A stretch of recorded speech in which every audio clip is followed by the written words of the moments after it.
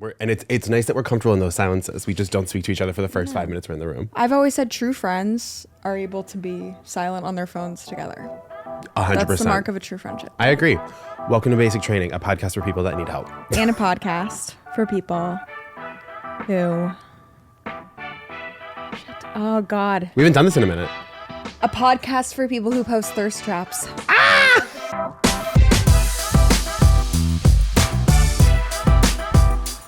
Wait, let's do the welcome to basic training again because we weren't like in it. I think we should use both. Wait, welcome to Basic Training, a podcast for people that need help. And a podcast for people. I'm so off my game. I can't think of anything. This is the problem with not talking when I come in. Because, wait, do you feel like posting the thirst trap destabilized you for the day? Is that what you're saying? Yes. Wow. It really destabilized Let's walk me. through the impetus for posting this. Let's really talk about this. So is this targeted at a specific person? No. Okay. No. And that's why it sucks. I don't have a crush right now. There's nobody in my life. Not having a crush sucks so bad. It's so sucky. Not having a crush sucks so bad. I have nothing to live for. Like I'm just like a floating like a plastic bag. Because this is the thing I'm dealing with because like I mean at this point Do you ever feel? No, but so I'm like coming up on a year of being single now. But I think because for so long it was like a new thing that I was single. Yeah. It's like the thing every person asks me is like, is there anyone? Are you dating? Are you seeing anyone? I'm like, no. And I'm guilty of that too because that's my favorite thing to talk about. Yeah. It sucks and it's like No, there's nothing wrong with it. I as a person am the living contradiction to the Bechdel test. Like my entire personality is like women need to have their own lives. Like fuck men. We can't live for men. But at the same time, every time I see anybody in my life, I'm like, so who's in your life? Like who are the men? I think relationships are so fun to talk about. Sex is so fun to talk about. This was like one of the first things we connected on. Yes, exactly. It's just fun. It's just a great topic and it really does, it gives you automatically a conversation every time you see somebody. It's just to have a crush, it really fills the holes in your life with a little extra something. Well, 100%. And it's like, it's something, well, we've both, like, it's like going out, I think you and I are like really at the forefront of this conversation, which is like everyone was like going out with just your friends and like not hooking up is like so great. And I'm like, no, it's not. I'm sorry. We need to be the ones to say it. Not your friends aren't enough. Your friends are not enough. You need to get laid. Why are you going out? Why don't you just stay in then? Why go through the trouble of spending $40 on drinks and like Ubers? There is no shame, and it's not like it has to happen, but there is no shame in acknowledging that part of what makes going out fun is the chance that a new person might get involved, and then they might get involved with you. And even when you show up to the place, there's no more disheartening thing than showing up to the place and you shaved your whole vagina and you're like ready to go, like you stuck a suppository up there and you're ready to get laid. And you show up on a Friday night and there's not a single ounce of talent in the place. I'm talking it's devastating. Like nobody in there is even like this weekend. It's been a minute for me. And Sorry, is the suppository so that you're wetter? No, the suppository is so that your pH is reset. It's something that people do. People meaning me. I like to stick something up there. Wait, sorry. Is it about smell? Is it about smell? It helps with smell. It helps with like comfort. Like I just get really, my vagina is very regimented. It's okay. Okay. I really do like care about the health of my vajayjay. And no, that's good. I, remember when my thirst trap felt a little bit much for me this morning? There's this thing called boric acid suppositories and you stick them up there.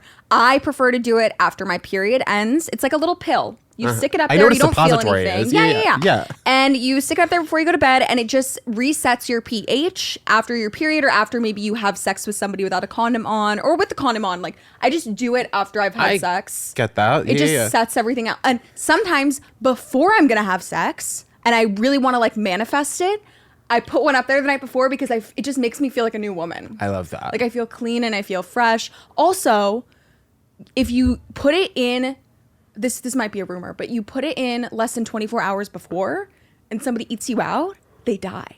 Wait.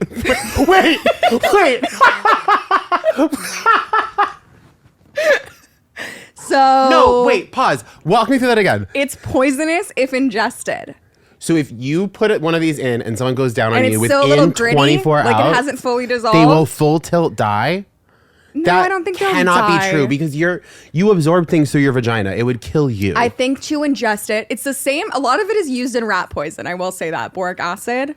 This can't be good for you, Talia. No, it is. No. I've consulted my gynecologist, prescribed them to me. They don't need to be prescribed, but she was like, yeah, you should try that. I feel like weirdly out of funk after my period sometimes, and it starts me on a new path for the month. So, anyways, there's nothing more. Let's get back to the point. It really sucks when you plan for it and you walk in there. This is an important point. And you've already lowered your standards a couple notches, and even then, nobody is up to your standards in the place. Like, you've done the whole head count of everybody in there, and nobody in there you can even imagine taking home. But still, I'd rather be there and just flirting with random people and like feeling hot, feeling fun, dancing, and like turning people into memes for our friend group. Like, let's find a new memory. Let's find a new person to joke about whose name we don't know for the next 2 years. It's just like having crushes, having people in the mix is so fun. And when it's not happening, it is so frustrating because you also can't just like create it. Exactly. You can't just like make like lore up out of nothing. Like the friend group needs lore. And the only way you get this lore... This is where, like, Grindr and Scruff make it kind of boring because, like, in my friend group, it's, like, everyone has their people that they're, like, hooking up with, but it's all, like, clandestinely being done on, like, the phone. Do you know what I mean? So you're not, like, seeing it play out and, like, No, I want to see my friends, like, flirt in public. We talked about this, like, really early in the podcast, and it's, like, I'll say it again, like, we need to be hitting on each other in real life. We need to be hitting on each other in real life. It's an art. You need to be taking L's in the field. You need to be getting knocked down and walking to the bar and taking a shot and getting the fuck over it and moving on. And enough of this like, oh, I'm going to meet up with him later. No, you invite your hookups when you're going out with your friends so that there can be drama on the night out. It's just like, I want to see you hook up with somebody. Be a producer of your own life. That you're like almost exclusive with, but not. I want to see drama. I want to see a story. The friend group needs lore. You need the lore. You need the storylines. You need characters. You need to meet people who are going to become the meme of your group chat. Like, remember that bald guy we met 3 years ago? Like, you need people like that. You do.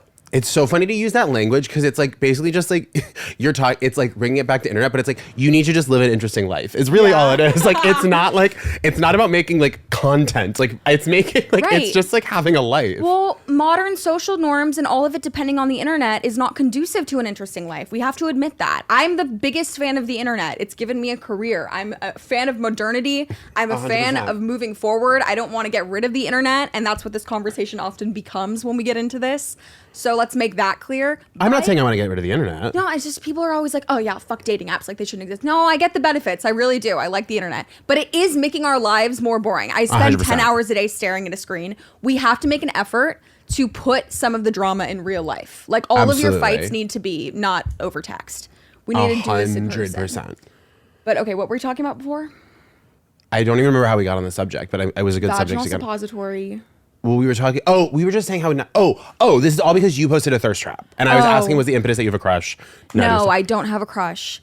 I'll tell you what happened. I went out. My vagina was smelling like nothing. It was the perfect night, and my legs were shaved, and I was in a cute outfit, and my friends took a really cute photo of me on their cute digital camera. Your boobs look amazing in that photo. Well, you know what? I really have complicated feelings about showing my boobies online. If you'll notice, all of my honestly, me too. TikToks are like, oh, guess how many followers I've lost in the hour since I posted it? We talked about my thirst trap follower loss, right? Yeah. Did we talk about that? That's why I'm saying this. Okay, when I posted a thirst trap in 6 hours, I lost 400 followers. How? It's been 45 minutes. Have you lost 200? 400. Stop. 400 followers. And that's okay. I'm happy to like clear out the weed out the people, okay? People need to support me for me. And if that means you can't deal with my boobies in your face, totally. I don't want you in my life anyway. Totally. But I make an effort to take videos often from like shoulders up. I used to be really comfortable posting my boobs, and then I had like a whole, I don't know, I feel like I just grew up a little bit.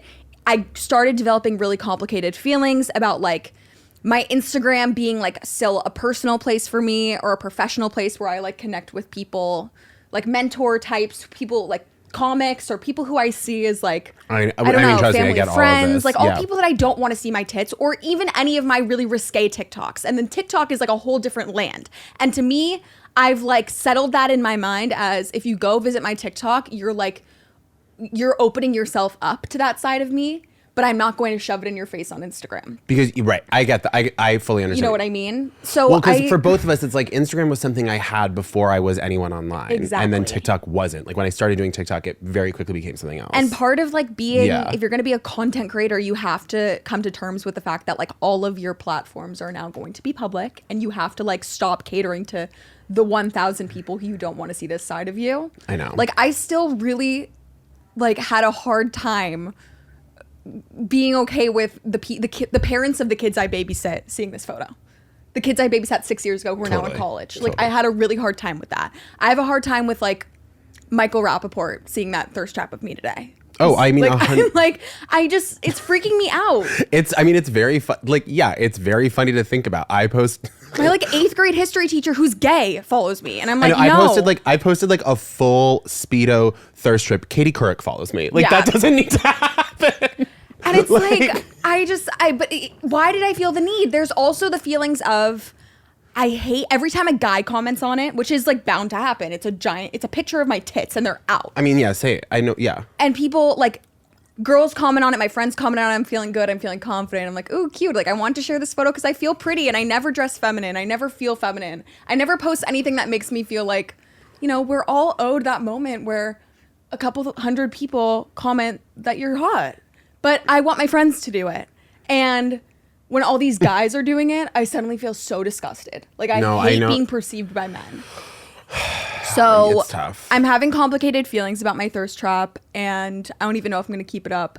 So enjoy it while you can. Take your screenshots now, folks. And but I'm really happy that I like it really is. This sounds so silly, but to post a photo of me that is completely unironically just about feeling confident and sexy and feminine was a mental hurdle. Like I had a hard time with it. I saw it this morning at the gym and I was like, okay, Talia, like I love it. I think it's good. It's just really, it's like, I don't know. I have no problem telling the entire world, telling 3 million views that I like have somebody's cum dripping down my leg because it's for the sake of comedy and it's funny. Like I really like entertaining. But when it's like a picture of me, which by the way wouldn't be a slutty photo if I had small boobs, and that's another thing. And I know that it's like a hard argument to make because I don't have small boobs and I never have. But this photo is slutty because of my boobs. When I post that, I have such a hard time with being seen as sexual by like people that I respect. Like I'm so afraid that like Neil Brennan is gonna unfollow me.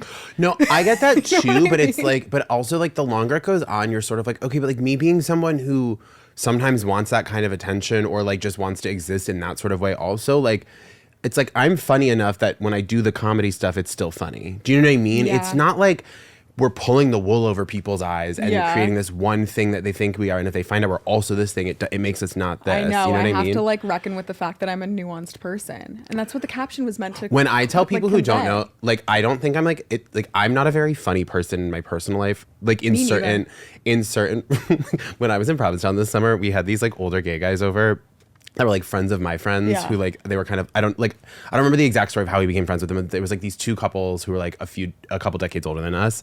We had them over for dinner. It was like really nice. And at one point there was like me and my friend Matt were talking to the two of them and we were just like having cocktails and he was like, oh, what do you do? And Matt was like, oh, I run a restaurant, da da da da. And then he was like, what do you do? And I was like, I'm a comedian. He was like, oh, you haven't been funny at all. But you know what? I love the honesty. Yeah. Oftentimes we aren't funny. I always say in my friend group at home, I have a friend named Roxy. Shout out to her. I don't even think she listens to the podcast. Wait, I have to do a shout out after this that I just remembered. Okay, great. I'll remind you. Roxy is naturally one of the funniest people I've ever met in my life. She is quick. She's so biting and good and like really, really sharp. Sharper than me. And it makes me insecure because when we're all hanging out, I'm thinking like, I don't know, like, why is this my career choice? Like, Roxy's eating me up right now. Like, she's making the whole group laugh, and I haven't said anything funny in hours. And it makes me a little bit insecure. But then what you have to remember is, like, maybe I'm not, what I'm selling, what I'm broadcasting and making a living off of is not necessarily just my cleverness or my worldview or, like, social commentary. It's a mixture of all of it, I have it in there, but maybe it's the fact that I'm shamelessly willing to broadcast it to the world, whereas Roxy keeps her stories private. Like, she isn't willing to, like, talk to a million people about this private aspect. Like, maybe my vulnerability and shamelessness is really my talent, not my sense of humor. Like, there are people that are so much funnier than me. But maybe what we're good at is being not embarrassed to share. Well, I also think there's a difference because, like, I don't know, in my personal life, I also can find myself being very funny. Like, if I hit like the right streak, I'll be like, I'm on fire tonight. Like, I'm making everyone laugh. I'm having a good time. Right. But there's also times where, like, I'm like not doing that, but it's more by choice of, like, I'm just kind of like chilling, you know? I have but those, it's like, but also a lot of times it's not by choice. Like, I'm just not on. Right. But I think that there's a mixture of, like, are you able to take, like, what you can do in, like, the moment with friends and then make it into something that you can then, like, put on stage or put in a video? Like, there's more to it. It's like the ability to turn it into something that is meant to be broadcasted. Yeah. Which is something that, for example, my friend, like, doesn't want to do. Like, she does not want to be a TikToker. She doesn't want to be a performer. I'm good at turning the daily life into something that is a performance. Yeah. Whereas she is really way quicker than me in daily life. And it makes me insecure, but it's like we all have our thing. Wait, what was like? Oh, the shout out I have to do before we go to calls. Yeah, do it. Sorry, it was just that there was a really nice person who stopped me on the sidewalk to say that they liked the podcast, but podcast? That they like Talia's podcast. But I was on the phone with my dad and it like really startled me. And I kind of just went, oh my God, thank you. And then like kept walking because I like the worst. And then afterwards I was like, fuck, I think I wasn't mean, but I would have stopped and talked more, but I was on the phone with my dad in my ear pods. So thank you for listening to the podcast. And I'll see you around the neighborhood again because it was in my neighborhood. There's nothing that keeps me up more than worrying that maybe my smile or like lack of reaction to somebody saying hi to me was perceived as me being mean or ignorant.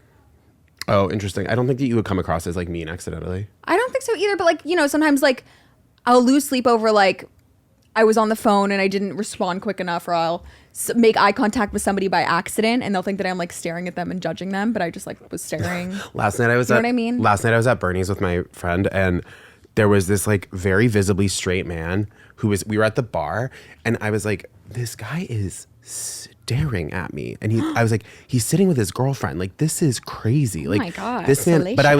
but I was like, why is I've never seen someone like flirtatiously stare at someone so shamelessly. And it was like unbreaking eye contact, like every time I looked over. And then like, another girl we know who like works at the restaurant but was off that night came over to check and she's like, oh, you guys watching the football, like as a joke? And I realized like directly above my head was a football game playing. And he was just staring at that the whole time. But for like 10 minutes, like I was talking to my friend but kept on being like, why is this man staring at me? He was just watching football. Did I ever tell you my story about what's the really beautiful man from Jury Duty? Oh, James Marsden. You told the story on the podcast. I have? I think so. Okay, well then whatever. Never mind. Or no, you told it on TikTok. Yeah, he came over to talk to you? He came over to use the bathroom, but I thought he was coming straight for me. And the way that I like turned and pushed my chest out and was like, yes. And he goes, excuse me, just right behind you, the men's room. Devastating. I was standing on the men's room door. But anyways. He's one of the most beautiful people I've ever seen him in real life. But and he's so like not my type, but he made me nervous. He has such charisma. Totally. He's got charisma. Yeah. Should we do some calls? Yeah, let's do it. Hello, I'm a 20-year-old girl in college, and the past few years, I've considered myself bisexual. However, I recently went on a date with a man, and, like, he was nice, he was attractive, like, he was only, like, minimally off-putting, but afterwards, like, immediately afterwards, and then, like, the next couple of days, I just felt really uncomfortable. And I'm thinking maybe it's just I don't like first dates. I don't like that it feels like an interview or, I'm just not attracted to men at all. Could also be it. But I'm just wondering if you have any advice on figuring out, like, how to feel comfortable dating and also just, like, maybe any takes on compulsory heterosexuality.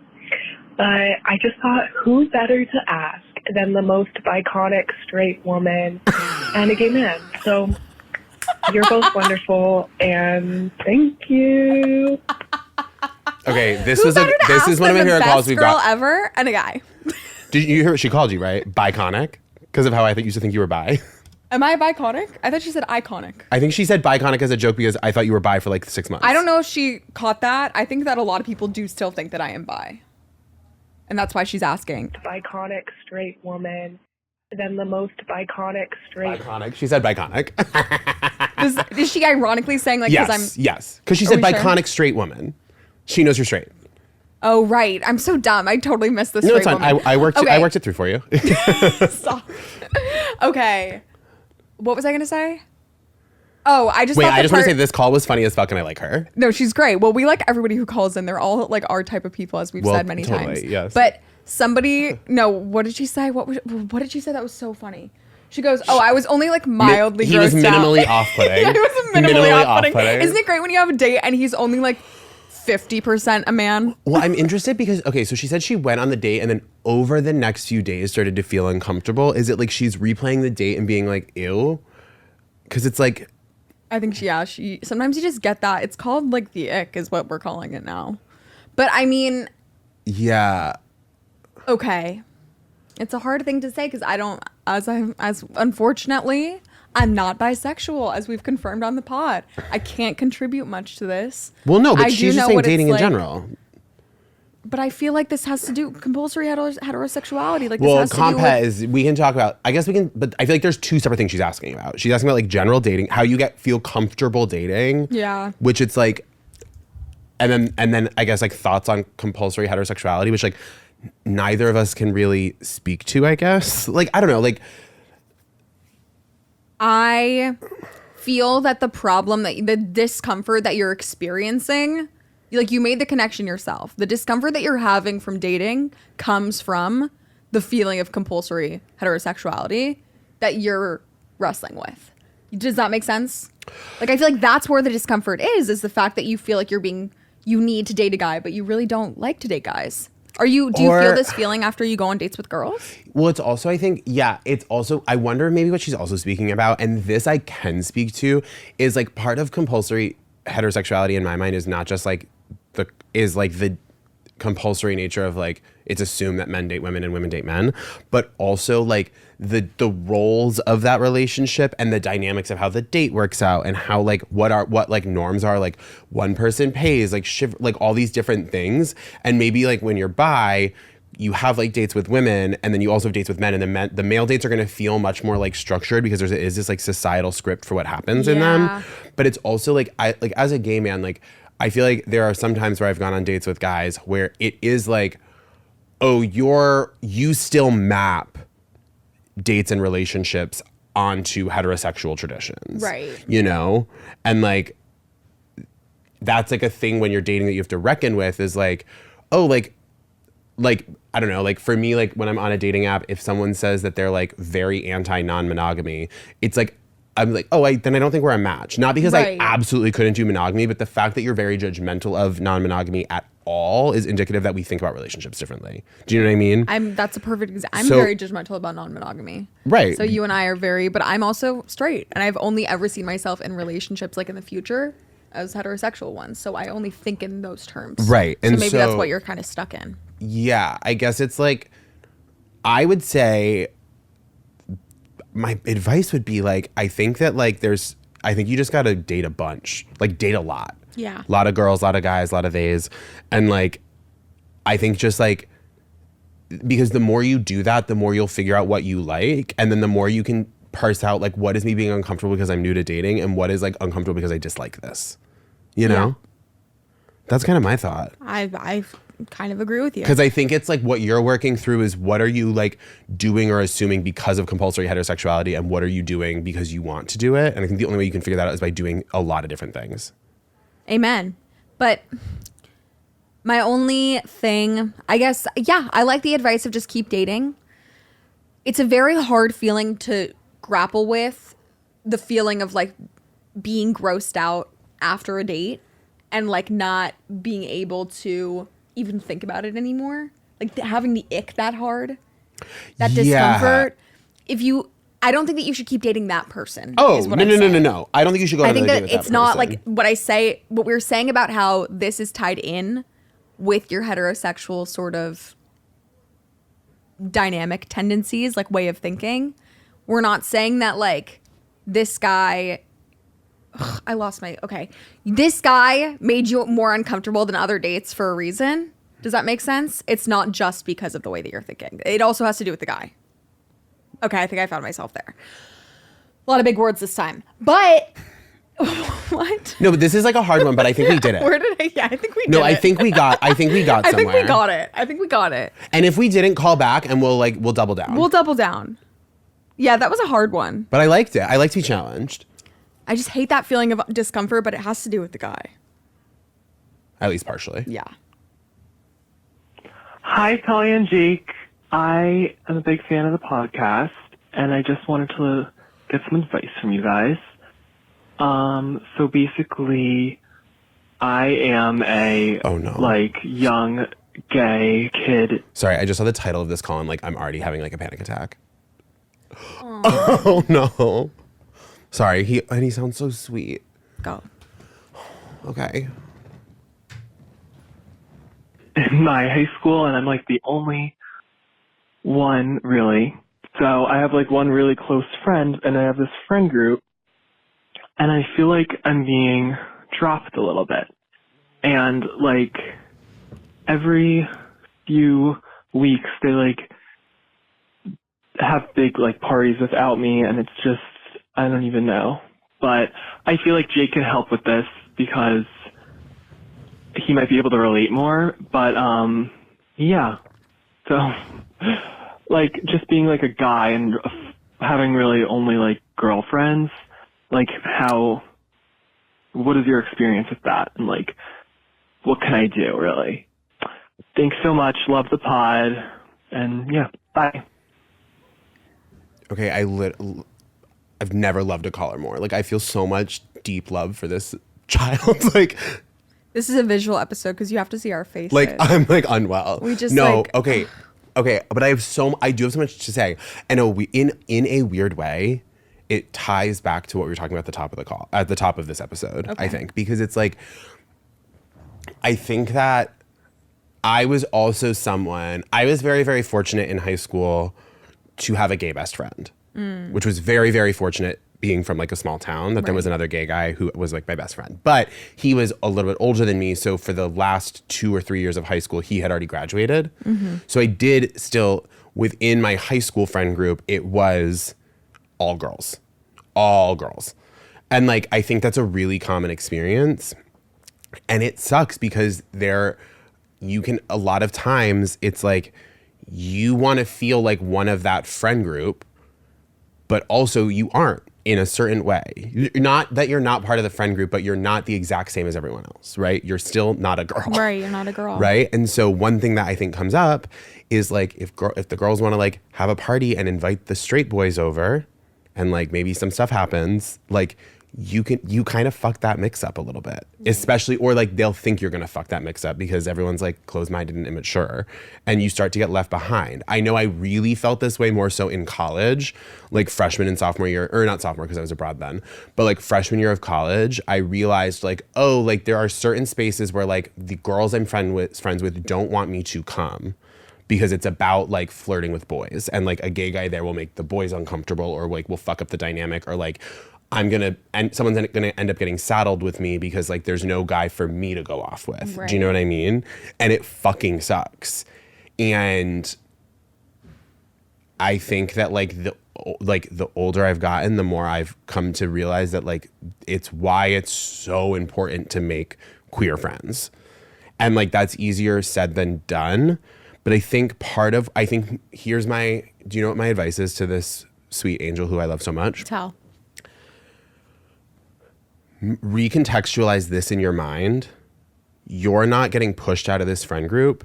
You're growing out of it. That's what I was thinking. And it's recontextualize it as something that you're doing, you're growing, you're feeling the need to find something more fulfilling and more connected to, and go do that. Don't view this as something that's happening to you and that you're a victim of. Does it suck that these people are throwing a party and not inviting you? 100%. But do you want to hang out with people that kind of are throwing a party that you're not invited to? Right. No. Amen. So, and through the internet, through whatever, it's going to be hard and take time, but I think it's time you have the gift of figuring out you're queer at a really young age. You got your powers young, as I like to say. Go take advantage of that and start to go find community. I wish I I wish I had gone all in on having a lot of gay friends a lot younger. Like, I wish I had really celebrated being a gay guy and making a lot of gay guy friends and other kind of queer people. But earlier in my life, I wish I had done it earlier. And now that I have that, now that I like have like groups of like all gay people that I hang out with all the time, and we go to gay bars and we go to Province, like that has like fulfilled my life in a way that like nothing else ever could. And the sooner you do it, the better. Right. So like I would say that's what you need to do. And like, don't center them as the people who like have the power or have the experience and that you're the other because you're different than them. Center yourself in your own story. Amen. As someone who has plenty of experience being excluded, not because I'm gay, just because I'm annoying, and also has lots of gay friends. High five. I would never make a gay guy high five someone. I've been probably on either side of this dynamic when it comes to my gay friends. I'm sure in high school, one of my dearest friends was a gay guy, and one of our most frequent sort of spats that we'd have with each other was about like, I don't know, this girl's having an all-girls sleepover. Why am I going, even though he wasn't invited? Like, it's complicated. It's really complicated. It has more to do with them being the girls than with you as a person. Yeah. I'm not saying it's right. And I do think that this is the perfect opportunity to do exactly what Jake said, which is now it's time. My advice to anybody who's feeling excluded is now it's time to find your people. You're being pushed out of a group. Why would you want to be friends with these people? It doesn't make them bad people necessarily. People go through phases in life. We've had a whole episode about this. 100%. But you have to now it's time for you to find a different community. And also having gay friends, I've known how hard it is as an adult even to make friends in New York with people like other gay guys. It doesn't come as naturally as just finding people the same gender as you. It's a lot harder, but take this opportunity and know that it's not about you. You just have to keep that in mind. Like, they're not excluding you because it's you. They're excluding you because they are like finding their own girl community. And like, it is like, that's the thing is like, it sucks, but it's like, I don't villainize like the girls in my life who did that for doing that because I get it. It's wrong, but people do wrong things. And also, who am I, like, if when like women, if women are going to say like, we want to like do something that is all women and have like a women only experience, who am I as a man to say, you know, gay or not, I am a man. Who am I to say like I should be included in that? It's like, no, they have the right to like want a women only thing. Right. There are nicer ways to go about it though, but they're young. You guys are young. And the feeling, well, it's also just a scary feeling when you're gay and you're young and that you first realize that of like, because I think that like, I remember feeling like, oh, I'm supposed to be friends with these boys. I don't have anything in common with them. Right. I don't connect with them in the way I connect with these girls. Right. That's something I felt in elementary school. It's something I felt in middle school. And so then that becomes your friend group. And then when you realize, oh, there are aspects of their friendship that I'm not allowed to be a part of for whatever reason, you're like, oh, so then I don't have that at all. Because like, you don't think I could have that within my own community because like, especially if you're in a smaller town, you don't see that community existing. And maybe it doesn't exist there yet. Maybe you just have to wait until you get out of there, which is a really scary thought, but it is something that you're not alone in. And that's the benefit of the internet. You got to go online. That's like the benefit of the internet. Find some people like Jake who've had this experience, people that you can connect with and feel less alone. The most important thing that you can do right now is feel less alone, even if you are. Maybe it does mean you spend a couple Friday nights alone, which sucks. And you dig have to into know that like, it's not I don't know, you. dig into like, in that time, like dig into like the things, learn about gay culture, watch like gay fucking movies, watch gay TV, like invest in like our history and our like, and all of that, because I think it will help you then. You'll find the things within gay culture that you connect with that you like. And then via that, you will find other people who connect with those things. And that's a way to make friends within the gay community.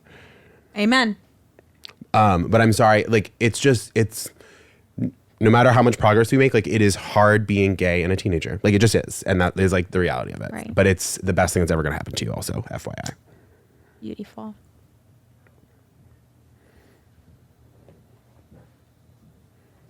Hey guys, I am a huge fan of the podcast. You both are so funny and just really put a smile on my face every episode. I love it.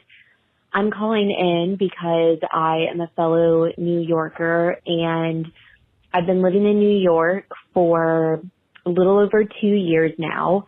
And since moving here, I have really, really struggled with my self-confidence.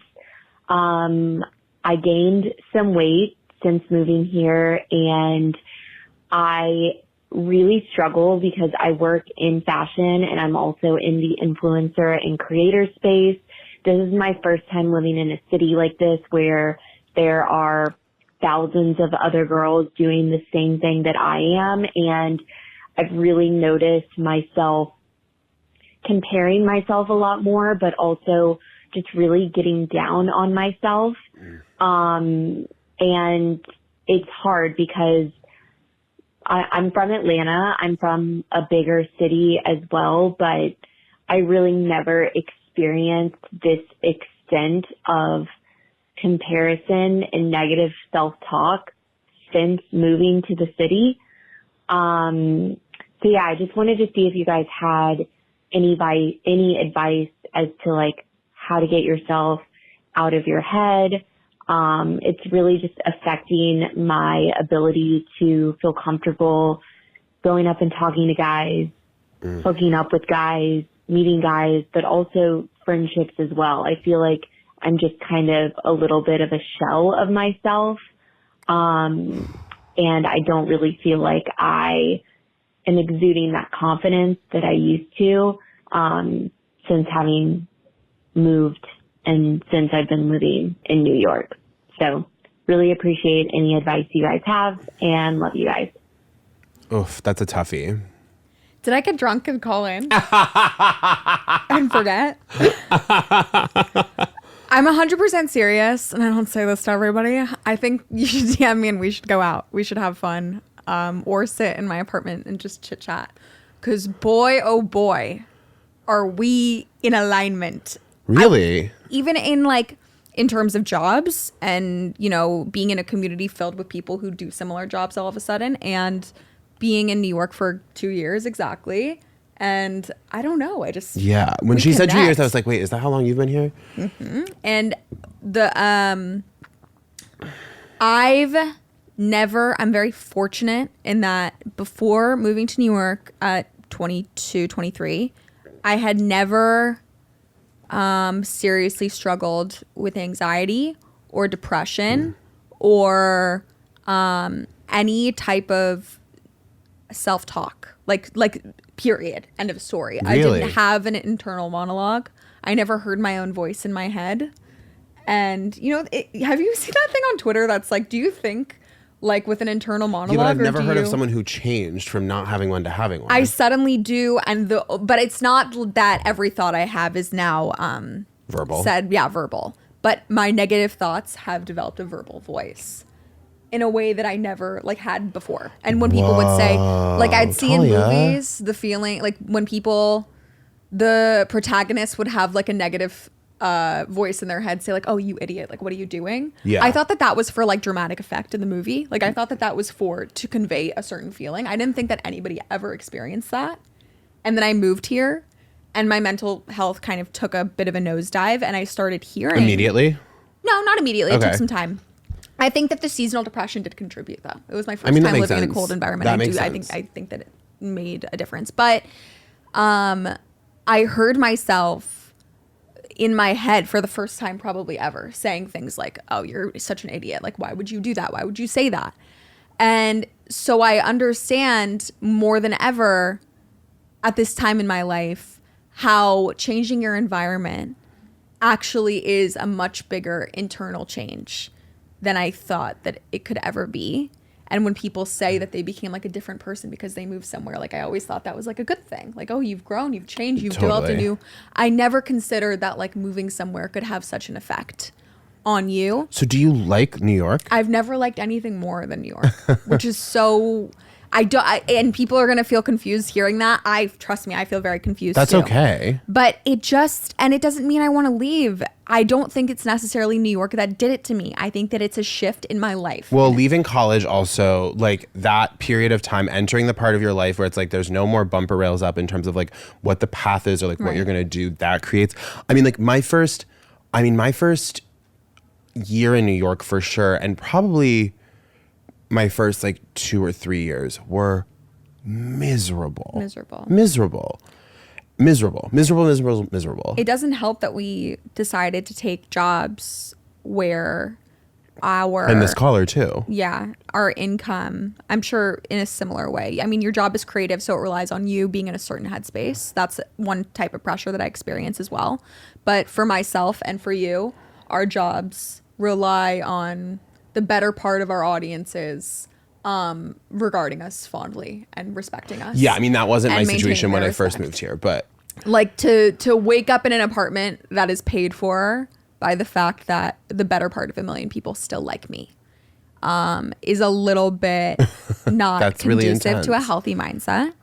But okay, so all that is to say that I get it, and I love New York, and I have no plans to leave ever. And I've had some of the happiest experiences of my life and grown more in the past couple years than I ever have. But moving and any type of life change, putting yourself in a new community, especially of people who do a similar job as you, will create comparison in a way that you've never had before. Yeah. I thought that I had lived with comparison, having been through high school as a girl in a sorority. Like I thought that no, of course. My biggest hurdle in terms of comparison was like feeling not as pretty as somebody. I had never experienced the feeling of like, I always felt like my self-worth came from, you know, if I can't be the prettiest in the room, whatever, like I know that I'm the one in the room with like, I am creative, like I have ideas, I have a personality that is like, I really have a confidence and a opinion that people seem to want to listen to. So that's my strength. And then I show up to this city and become part of communities where everyone's thing is their opinions and their personalities and making money off of their voice. And I had never been surrounded by so many people who were talented and creative and gorgeous making and beautiful so at the same time. And nice. And people who have made me funnier and smarter. Yeah. But it's like, I listen back to this podcast and like I get, you know, comparison of you and I, or like whatever. Like I get really, really in my head in a way that I never had. All that is to say, I think I needed to be in these environments. It's called leveling up. I needed my life to ramp up and to be around people who made me question myself and my talents and my self-worth, because I need to know what my self-worth is now. It might have changed, or it might have, you know, what makes me special and what makes me like myself and what makes me unique in terms of work and in terms of just like being like a good friend or whatever. All the qualities that make me good at the different things that I do. I needed to be challenged. They needed to be challenged. Yeah. I needed my creativity and my sort of stamina and will to live to be challenged for the first time ever. You know, I think that like depression and anxiety were things that lived deep within me, and moving just brought them out of me to the surface. And now it's just a new challenge that I had to face, which it took me a very long time to seek out medical help. And now I feel way better. And it took me a really long time to start changing my routine and exercising more and figuring out, you know, okay, I'm finally going to like decorate my apartment and make it a place where I have a sanctuary. I'm going to look for friends who are not in the influencer or comedian realm, so that every single time I socialize, I'm not also forced to compare myself and look at what projects everybody else is doing and feel like I'm behind. You don't have to always be growing when you are in New York. You don't always have to be surrounding yourself with people who are going to offer something to your life. You don't always have to be with friends who you find to be like competition. You know what I mean? Yeah. Like, you need to make friends outside of the, like, look at the spaces that are stressors for you right now. Like when you walk out of work, Is that where you feel like the voices are the loudest in your head? When you walk out of your friend's apartment and like feel like, oh my God, like I don't know, I don't have as much money as this person. Like you need to look at the spaces in your life where you are being led to question yourself the most and make more space in your life for things that make you feel like you. Like go be alone. Go, make new friends who are not in your line of work. Make friends who have the same or less money than you so that you're not constantly comparing the place that you live. You need to like not be in a space where you're always comparing yourself. It's hard. And at a certain point, once you've done all the things that you can control, you might actually have to go and change your chemical balances in your brain and go and get a pill. But like the things that you can control is the fact that like maybe you shouldn't always be hanging out with work friends to socialize. You know what I mean? Yeah. I mean, I think like all of that is, I think, great advice. And like, I think it is clear that you two are in like similar boats. Mm-hmm. I think I was in a similar boat when I was younger because like what comes to mind is before the pandemic, I was so involved at this theater called the Upright Citizens Brigade. I mean, you know what it is, but the listener probably doesn't. Why are you laughing? This theater called the Upright Citizens That's what it was called. I know. It's just funny to hear you say that. Yeah, but like the high schoolers who listen, if I were like UCB, right. would I'm be like, sorry. what is... I'm No, sorry. it's fine. I just feel like the people who do listen to this know because they're the same people who we Sure. like. Okay, so I was super involved at UCB before the pandemic. Okay. And it was my like whole world and my whole life. But I wanted to be a successful comedian and a successful actor and a successful writer. I wanted to do all these things. And I would be so hard on myself about my career and where I was at all the time. And there were all these people in the New York comedy scene who I would convince myself.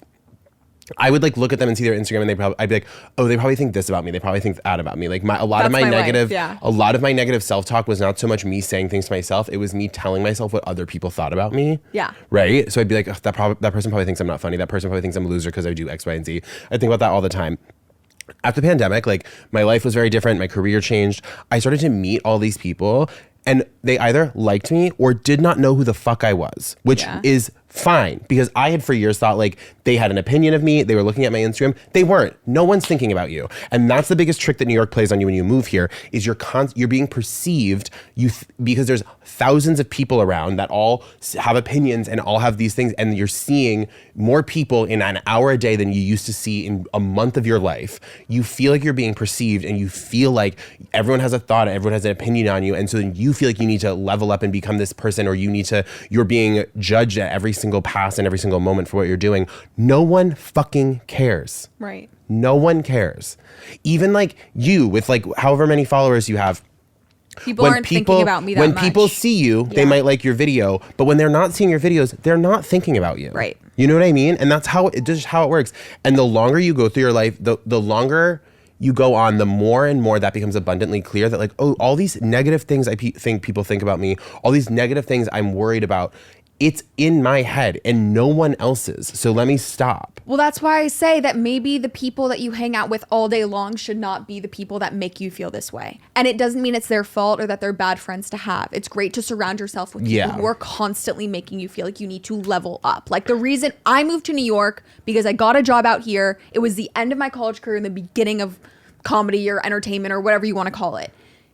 It got harder for a reason. It's not supposed to be easy when you move into this new phase. No, I started surrounding myself with people who were, I don't know if you want to call them competition or people who were mentors to me or people who were like in my field. That's what's supposed to happen. I can't always be surrounded by people who don't want to do what I do or whatever. I need to be in like a competitive environment. You're growing.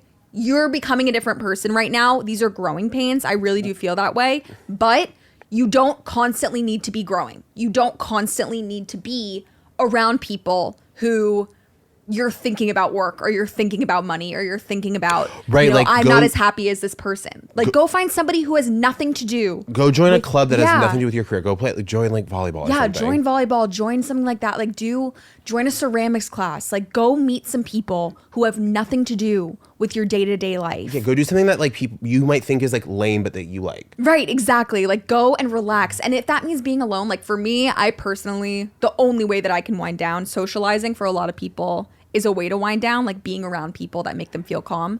there is no such thing as a person who makes me feel calm. To be alone is my calm. I don't like to talk, really. And I find that just like going out of my neighborhood. Like if I need to relax, when I'm at home in my neighborhood in New York, I feel like I'm going back to work.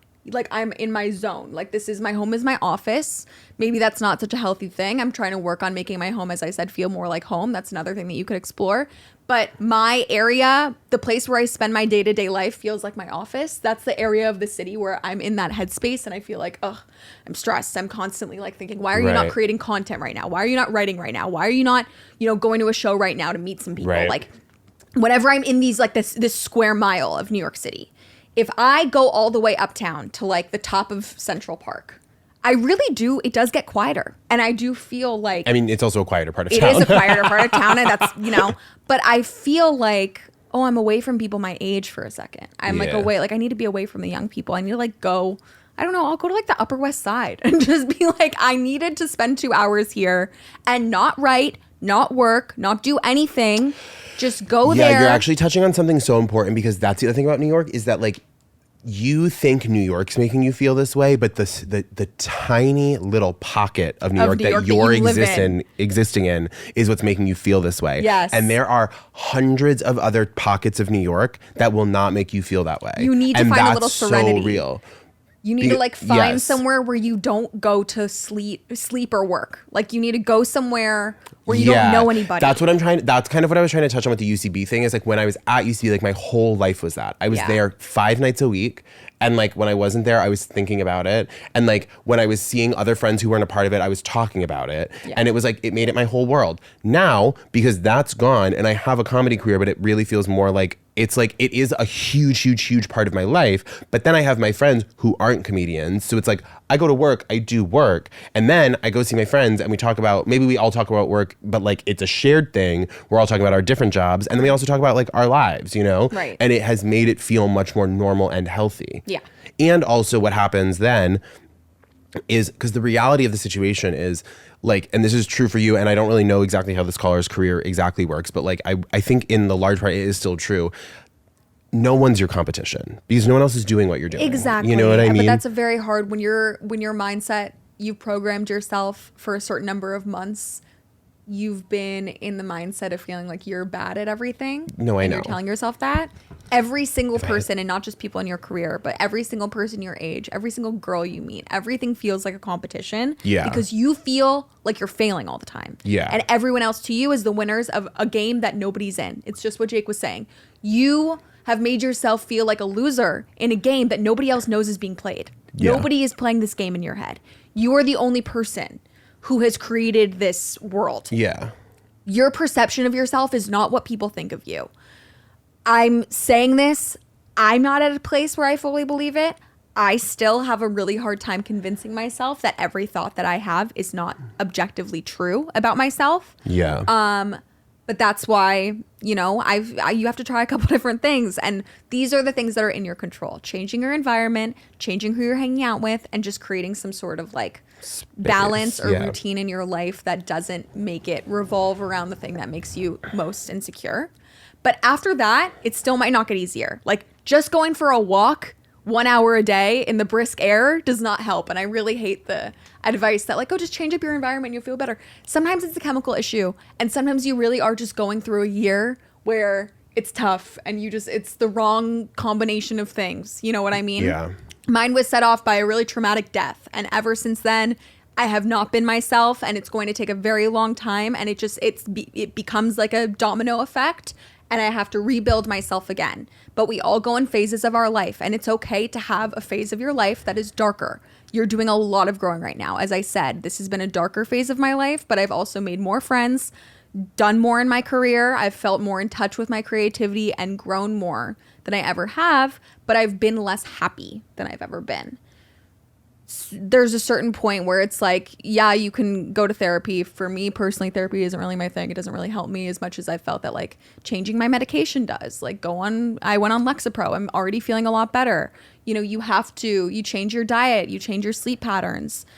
It's just, it's like throwing spaghetti at the wall or whatever. Yeah. And seeing I'm what sorry sticks. that things have been so hard. things have been, for me? Yeah. Oh, thank you. I'm sorry to this person. But I'm like, okay. Like, I've really accepted that, like, I'm getting better. And then in a couple years, maybe like another thing will happen or like something will just set me off and I will, I'll get really bad seasonal depression. And but also at the same time, there's fine. also, I don't know, I really think that like if you're feeling better and you're going to continue to, in a few years, I think you'll feel very happy and it'll be a happiness that you've never known before because you'll be able to reflect on this time when you were so unhappy. Right, but I also think that like life fluctuates, but it's all about how you learn to deal with it. Yes. And the fact that this is your first major time going through it, I think that it's okay to kind of just, maybe I'm projecting here, but a pattern of thought I'm really prone to falling into is like, oh, look at all the time I've wasted.